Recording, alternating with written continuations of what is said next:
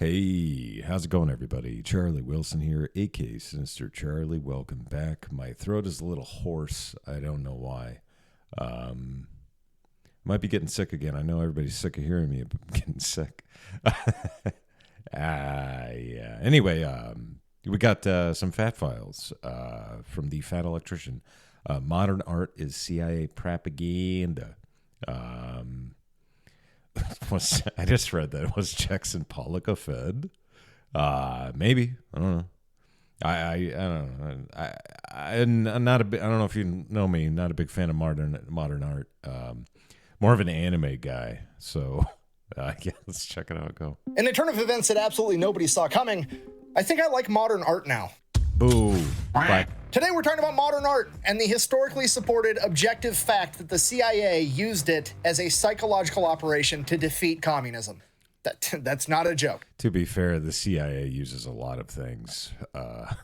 It's like, anyway, never mind. Just so we're on the same page, I keep saying modern art, and I'm going to keep saying modern art, got but more their fingers specifically, in a I'm lot of talking about things. abstract expressionism, which is a subcategory of modern art. So for this, think of it as like the Jackson Pollock type stuff. You know, the stuff you look at and you're like, wow, that's worth $200 million, and I'm pretty sure my 3-year-old could do it.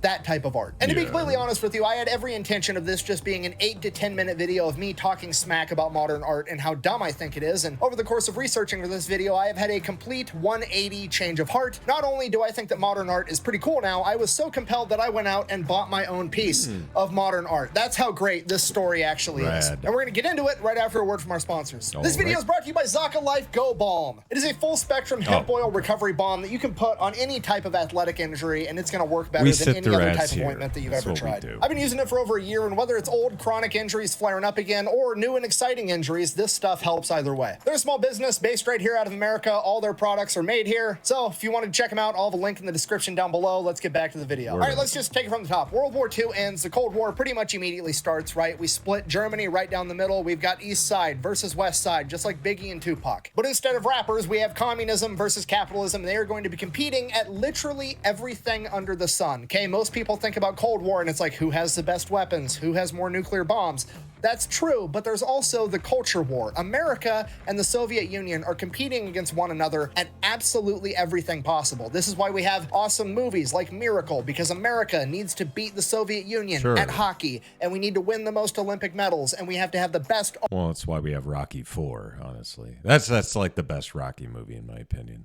But that's just me. Art and the best music and the best economy. It is a cultural war on everything. Now, some of these cultural battlefields are going to be way tougher than others. For example, the Olympics is going to be unbelievably tough because the USSR is just going to go in and give all their athletes funding, and it's going to be their full-time job to train to be an Olympic athlete 30 hours a day. On battlefields like this, there's not a lot the American government can do to ensure victory other than sit back, cross their fingers, and hope to God a genetic freak of nature like Dan Gable wanders out of a cornfield and wins Olympic gold at wrestling without giving up a single point. So in things like sports, it's just gonna be what it's gonna be. It's a good old-fashioned shootout. But on other battlegrounds that have a less defined rule set, America's gonna cheat its ass off every way it can.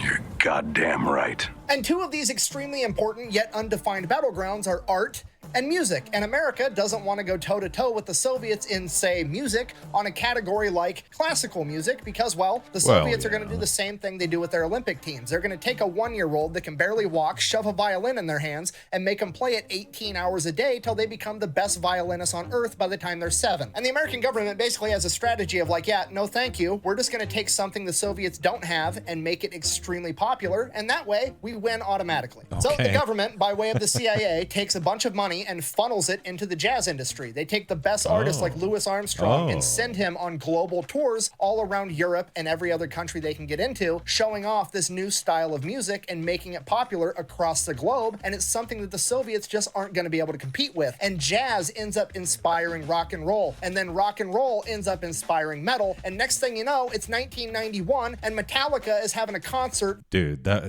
if you go look at that video, that is ridiculous. I think it was like, what, like 1 million people or something? Or like, maybe not, but... in the USSR with 1.6 million people in attendance. Never mind. And 3 months later, the USSR falls. Coincidence? I was a little bit off. I think not. And they had the same exact strategy with art, okay? What are the Soviets good at? They're good at the traditional stuff, that old school realism, okay? Which, let's be honest, kind of not super needed anymore ever since we invented fucking cameras. So the American government is like, well, what do we have that's different? Let's back that. We are gonna back modern art, which is abstract expressionism, where it's literally just art for the sake of art. That's literally the definition of abstract expressionism. It's just doing it because you want to do it, because you're expressing yourself through some medium in some fashion. And that's where you get things like Jackson Pollock paintings. He's just expressing himself. Now, that doesn't sound like that big of a deal. However, it is a humongous deal because that's exactly the type of thing that you can't do over in the Soviet Union, pursuing a passion project to make a living. Now, can you be an artist? Absolutely. You could be an artist in the Soviet Union and get by just fine, provided that you're exclusively willing to paint hyper-realistic pictures of a glorious leader. And if you get bored with that, you're probably allowed to paint some pictures of our astronauts not landing on the moon first. Or maybe, if you get really bored, you could paint some muscle mommy holding a shovel, or maybe a bunch of workers returning home from the fields, but they all better have fucking smiles on their faces. So that's the angle that the US government's gonna take. They're gonna show off modern art because modern art is nothing other than art for the sake of art. It is a symbol of freedom. It's not this tired ass stuff the Soviets are doing, this take a picture of me but do it with paint nonsense. All their artists over there with their techniques and their well-refined skills. No, this is America. We're gonna throw shit at the wall and we're gonna win anyways. I mean paint at the canvas. We're gonna throw paint at the canvas and we're gonna win anyways. How do you know when you're done with a painting? How do you know when you're done making love? Oh, when you wash your penis in the sink and go to bed. If we can't dazzle them with our intellect, we're gonna baffle. Dude, I haven't seen Family Guy in forever, but yeah, that was really funny. With our bullshit. So that's the official plan of the US government. All we have to do is make really funny, Peter. This shit popular somehow. How are they gonna do it? That's easy. Copious amounts of taxpayer money. So that's what the US government does. Right after World War II, 1946-ish, they just start pumping money into modern art, trying to get as many eyes on it as humanly possible and making it seem as cool as possible. And it was not well received pretty much by anybody. Even the art community was divided. Half the art community hated this stuff, okay? They felt like it undermined the rest of art, which makes sense, right? You spent your whole life developing this skill set, you make beautiful paintings, and then out of nowhere, here comes this Jackson Pollock guy in his drip phase, and he's just fucking overhanding paint at a canvas, not even bothering to pick the dead flies up out of it, and all of a sudden he's more famous than you are. It's absurd. And that's just the criticism they're getting from their own community. Once the church-going, more conservative crowd gets a hold of this shit, they lose their mind. They fucking hate it. One of the many tools of the devil. Because you got to realize from this like church-going conservative viewpoint, the majority of artists, generally speaking, have always been more left-leaning, which is completely fine. But in this instance, the majority of these abstract expressionist artists that are blowing up are like borderline communist sympathizers, or some of them are even self-proclaimed communists. I mean, Jackson Pollock worked on a May Day float depicting the workers overthrowing Wall Street. Like, they have some pretty controversial political opinions. So, from the perspective of this church-going conservative, it is literally a bunch of commies trying to destroy art. And they're using our tax dollars to do it. We can't allow this to happen. It's a slippery slope. First you let them call this art, then they're gonna be having concerts called Woodstock and putting flowers in their hair and smoking weed and having unprotected sex, and then Forrest Gump's girlfriend's gonna get AIDS. It's gonna ruin the entire world. Okay, to be fair, they weren't actually worried about Jenny, but there was a bunch of conspiracy theories going around, and Jenny was garbage. one of the biggest ones was that because a lot of the artists doing this type of art were communist sympathizers, is that this weird abstract art form was some way for them to convey secret messages back to the Soviet Union. Maybe these were like maps of secret US military installations, and they were all spies gathering intel, and this is how they shared it back to the USSR. Absolutely no merit to it whatsoever, but those were the types of things that people were saying. So due to the pretty violent backlash from all directions, the US government has to abandon this project and quit putting money into it almost immediately. So now the US government is in this situation where they have something that they want to do, but literally none of their constituents want them to do it. So clearly, they're not gonna do it. The video's over. That's it. The end. No, I'm just fucking kidding. Obviously, they're gonna use the CIA and do it anyways, and then just not tell anybody about it, because that's just how the government gets down, apparently. So in 1950, the CIA helps fund and set up this new organization called the CCF, the Congress for... I thought this was going to be just like a stab in the dark sort of thing, but yeah, it's looking a little bit more true every minute. cultural freedom. And this isn't just for art. This is going to be a gigantic shell corporation that the government pumps money into to attack everything communist in culture. This is going to be an anti-communist propaganda-making machine. At its peak, the CCF operated in over 35 different countries. They owned and published over 30 different magazines. They owned entire news outlets. They're promoting anti-communist books, music, art, intellectuals, anything they can do to fight the communist ideology, they're doing, and they're funneling it all through the CCF. And this was deemed so successful overall that the CIA website actually says, and I quote, "The Congress for Cultural Freedom is widely considered one of the CIA's most daring and effective Cold War covert operations." So the CCF is huge, but we're focusing on art, and art has a unique issue in that modern art is already deemed super controversial, so they don't want the CCF to come out and support it directly, so they have to figure out a way to support it indirectly. So the CIA goes out and they're like, okay, well, we're going to get all these art foundations that already exist to work with us.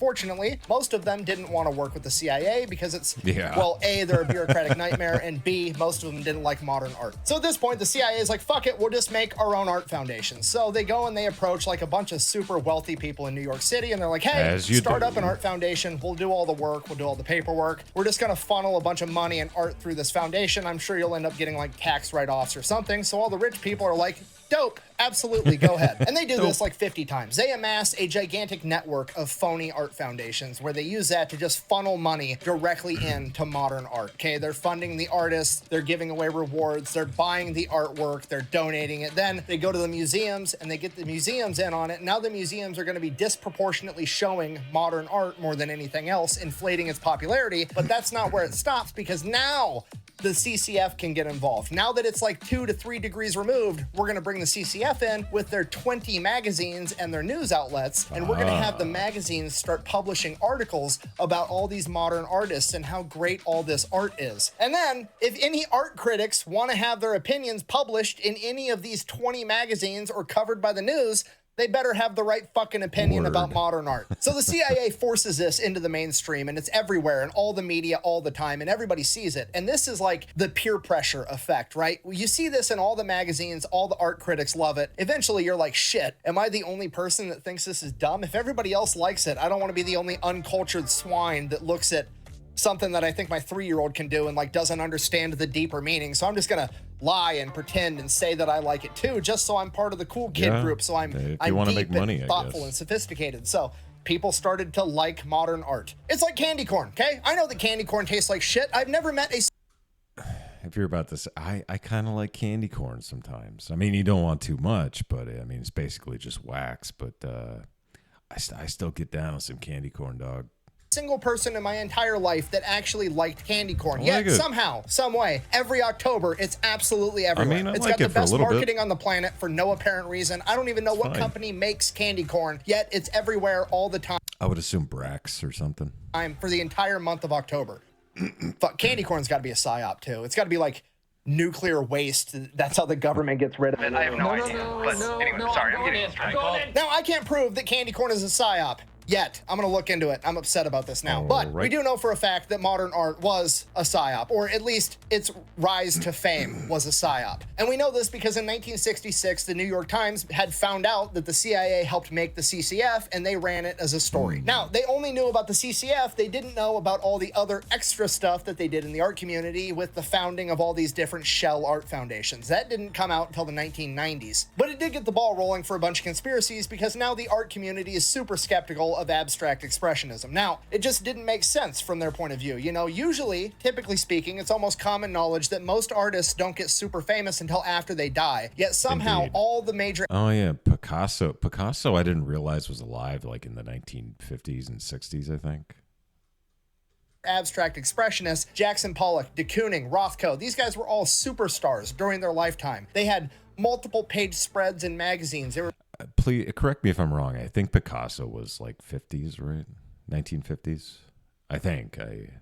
Yeah. were making tons of money. They were rich. They were famous. It just made zero sense, historically speaking. Because of this, a lot of people in the art community thought for sure the government had to be behind it. In 1974, famous art critic Max Kuzlov said that it was, quote, a benevolent form of propaganda. And here's the kicker with this. We don't know to what degree the artists that benefited the most from this actually knew that they were being used by the CIA, because as far as they probably knew, they just received a bunch of money from some art foundation owned by some rich guy. They didn't know that that rich guy was actually working with the CIA. On the flip side of that, maybe they did know the entire time, and some people cite the fact that Jackson Pollock later in his life denounced communism as evidence of that. However, in my personal opinion, I don't really buy it. I think these guys had no clue, and I think that Jackson Pollock denounced communism later in life because he got famous and rich as fuck. I mean, the dude was selling paintings for $8,000, which if you adjust for inflation is Although Hassan Piker is very rich and he does not denounce communism. It's like 95 grand, okay? He had a lot of money, and let's just call a spade a spade. Every young college kid wants to share the wealth, and then they get a little bit older, and it becomes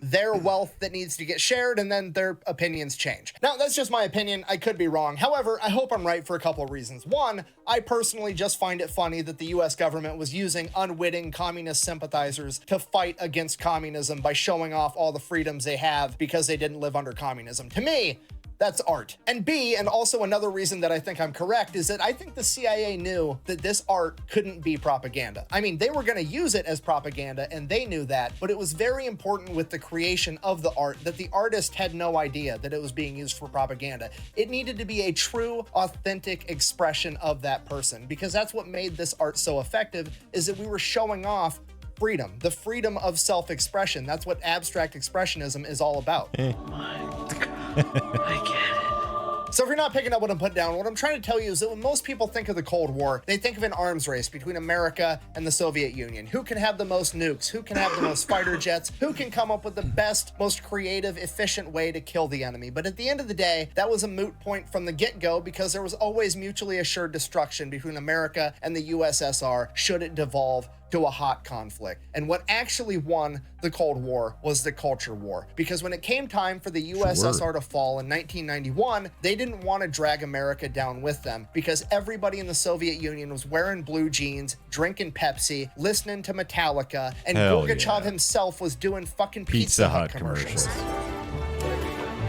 Yeah, it's such a good commercial. It works. Gorbachev. They didn't want to destroy America because they wanted to be like America, or at the very least, they recognized the fact that the world was a better place with America in it. The Cold War wasn't won by having the most nuclear warheads. It wasn't won by putting a man on the moon first. It was won with blue jeans, junk food, music, and art. And to quote JFK, art is not a form of propaganda. It is a form of truth. Thank you for watching. Best way to support the channel is go buy some merch over at thefatelectrician.com. Quack bang. Out. Found about art. I guess we're more cultured. I guess we'll find out. Like a week ago, I would have done nothing but made fun of modern art. Now look at me. Look at this. It's beautiful. I love it. It speaks to me. I like what it has to say. He said, fuck communism. That's what he said. I didn't say it. He did, but I kind of agree. Okay, we're done.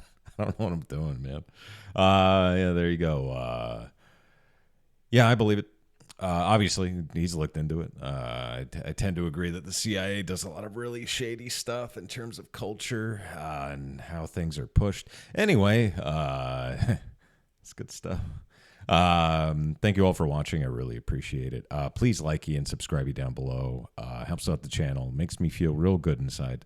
And yeah, that's pretty much it. And please consider joining my membership. $3 a month. I have to shill at some point. So thank you very much. I really appreciate it. And bye.